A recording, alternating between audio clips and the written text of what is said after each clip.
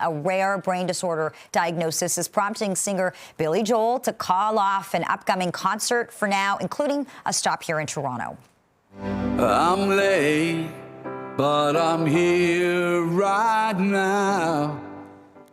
The 76-year-old music legend has been told by his doctors he needs rest and to undergo physical therapy. Joel is dealing with a rare condition of too much fluid in the brain. He was set to perform at Toronto's Rogers Centre on the 14th of March next year.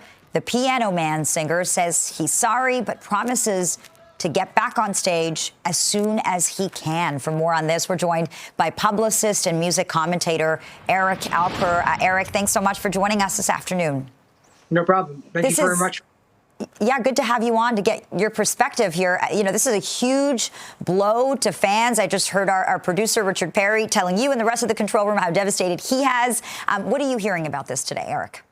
Yeah, this could have been a really scary situation. When somebody is diagnosed with normal pressure hydrocephalus, it's often misdiagnosed as something like Alzheimer's, for instance. And in the U.S., according to Yale Medical Research, only 20% of people are actually rightfully diagnosed with this. And this causes everything from hearing problems to vision problems to balance difficulties. So there's no way possible that Billy Joel could have actually done these shows, and he's canceled 4 months worth of gigs, totaling in the tens of millions of dollars, and also the hundreds and thousands of people that are going to see him over the next couple of months. Those shows are now going to be in March 2026, and refunds are going to be given at the point of purchase. But this could have been a really scary situation for Billy Joel if he wasn't diagnosed this quickly.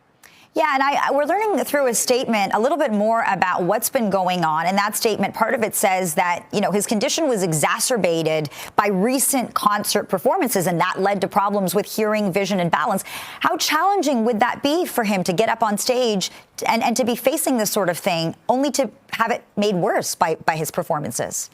Yeah, it would have been impossible. And I think that's one of the big reasons why behind the scenes, something like this, you work really, really quickly, not only to gather up as much information and doctor's information as possible, but you also start to reschedule all these shows. Don't forget, places like the Rogers Centre already have a lot of shows booked and on hold for 2026. So this just doesn't, something like this doesn't happen, say, this morning. This is probably days and weeks in the works in order to make sure that everybody is available, from the musicians all the way up to the actual venues. So when you start to have vision problems, when you start to have hearing problems as a musician, that's it. That's the only things that you can rely on, and save for embarrassing yourself up there on stage or having issues, or coming into a country like Canada where, maybe your doctors aren't here.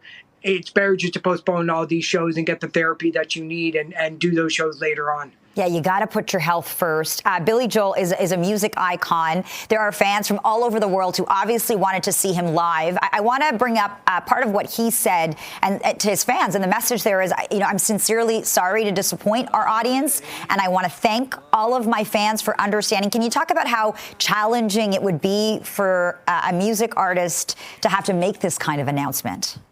Yeah, coming from somebody like Billy Joel, who pretty much retired from the live aspect of it and really only did his residency, but did it in a pretty cool place. He did a Madison Square Garden in New York City. That was really the only place where he was performing for years until he decided to go back on the road properly with a number of artists, including Stevie Nicks. So this is a guy that had a really great life and has a really great life, and decided to, do the last 20 years worth of music his own way. He didn't want to tour. He didn't want to make new music. He just wanted to go and play a show every once in a while and come home to his family and his home base. Going out on tour at the age of 76, you're going to have problems. You're not immune to what we're all facing when we're at the age of 76. And, good on Billy Joel for making the right decision, and unfortunately disappointing those fans. But he said it. He's got to care about his health first so he can stay here for a very long time. Yeah, and the fans who love him will obviously understand that. Publicist and music commentator Eric Alper, I want to thank you so much for your time today. Good to be with you.